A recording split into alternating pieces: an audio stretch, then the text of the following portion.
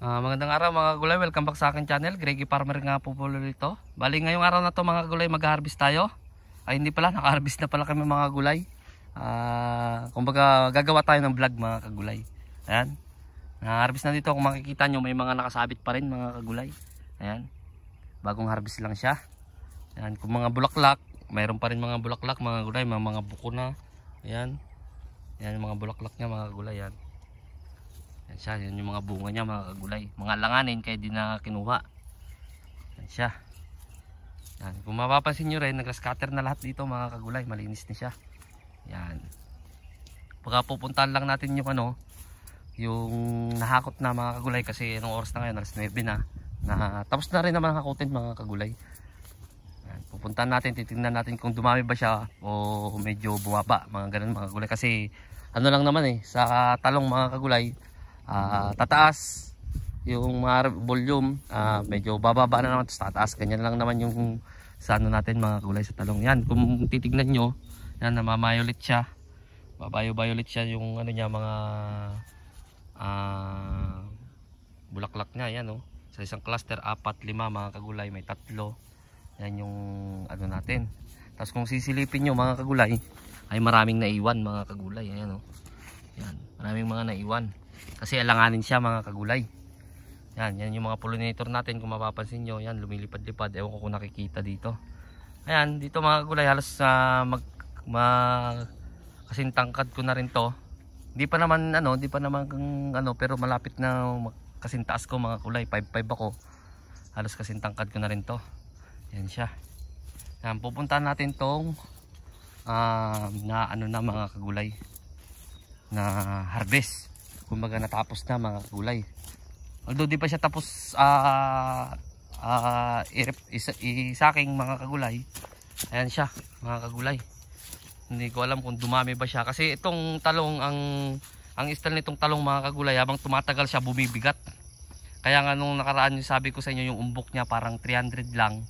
Okay, kapag mga pang-anim na harvest, mga 300 na yung estimated nun mga kagulay. Pero siyempre bagong harvest nun, kumbaga unang harvest, kaya mas magaan siya. Ngayon medyo mas mabigat na siya, kahit yung inaano ko ng mga kagulay.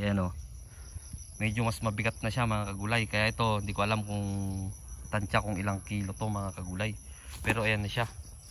Yan na siya mga kagulay. Magaganda na naman yung ating harvest mga kagulay. Violet na violet, kasi meron yung mga iba na tumitingin ako sa mga Facebook, hindi ito dark violet talaga mga kagulay. Makikita nyo naman yan, green pa rin yung yung kanyang calyx mga kagulay. Katunayan na wala pa rin siyang tama ng mites. Ayan mga kagulay. Yan, hindi pa ito napipilian mga kagulay, pero yung tignan nyo, parang mas marami yung umbok niya ngayon.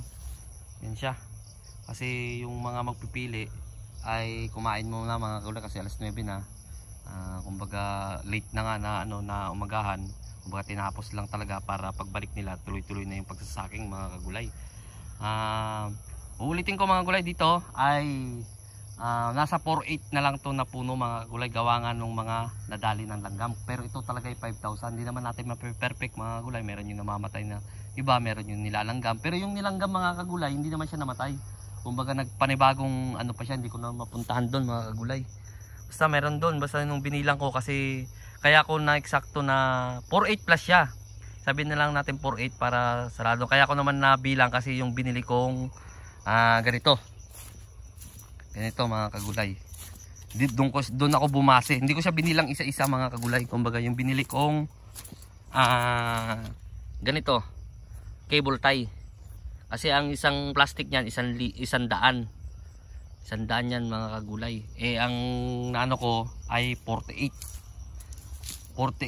mga kagulay. Tapos yung pang 49 sana ay di naman na ubos mga kagulay.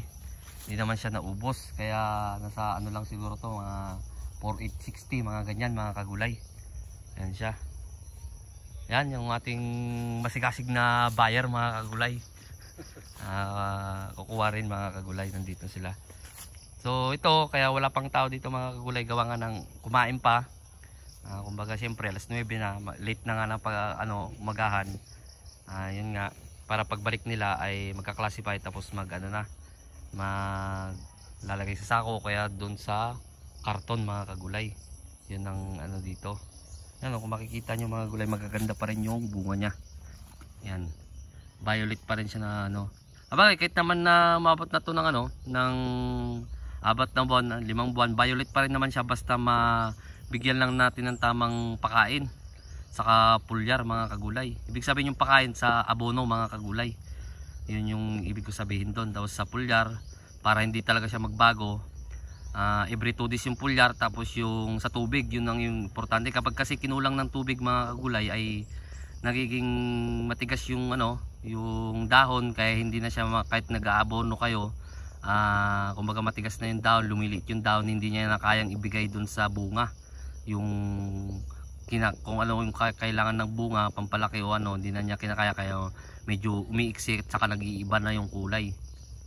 Yun ang ano nun. Kaya sa mga nagtatalong, yun nga importante sa pamamaraan ng pag-aabono saka yung tubig. Kasi dito sa Caraga region mga kulay, kung minsan ay talagang 2 buwan din dito na walang ulan mga gulay. Kaya minsan nakikita nyo siguro sa di man dito sa vlog ko, sa ibang nagbablog na taga Caraga, nag-iiba talaga yung kulay ng talong. Bali ito mga kagulay, pang-anim na harvest na, pero kung makikita nyo malalaki pa rin siya mga gulay. Ayan, malalaki pa rin siya. Ayan, ayan siya. Yan ang ating Calixto F1. Sa mga magtatanong naman kung anong gamit kong abono, hindi naman ako madamot, 1620. Yun nga, 3 lata na ng sardinas yung dinidilig, 2 kilo pa rin na isang drum. Kasi hindi ako nagdadagdag sa ratio dun sa timpla ng drum, nagdadagdag ako sa dilig mga kagulay. Drenching yung ginagawa dito. Ang kagandaan naman sa drenching mga kagulay, ma-absorb kagad ng talong. Kung alimbawa naman yung hulog, kung tawagin sa Tagalog yung inuhulog lang, ay siyempre magpapatubig ka pa bago pa niya ma-absorb yung ano, bago pa niya makain. Hindi kagaya dun sa drenching, lalo kapag tag-init ay makakain kagad ng ating mga talong. Kaya naka-ano ako dun sa pagdi-drench, hindi talaga ako naguhulog. Although kung minsan nagsa-side dress din ako mga kagulay, yung ginagawa ko, pero minsanan lang yon, kasagaran talaga sa akin drenching mga kagulay para makain kagad ng talong. Yan mga kagulay. So siguro hanggang dito na lang ako mga kagulay, kasi kakain din ako. Kumbaga gumawa lang ako ng vlog o kaya video para makita nyo rin mga kagulay kung gaano kaumpok mga hanggang doon mga kagulay. Yan, mas ano siya ngayon, mas mataas yung umpok niya ngayon mga kagulay kaysa doon nakaraan. Sa bago pa lang sa munting channel ko, huwag nyo kalimutan mag-subscribe at i-click nyo na rin po yung notification bell para updated kayo lagi sa gagawin kong video tungkol dito sa pamamaraan ko sa pagtatalong doon sa ampalaya, sa tinatanim kong ampalaya mga gulay. Maraming salamat sa legit na sumusuporta sa akin. God bless po sa ating lahat.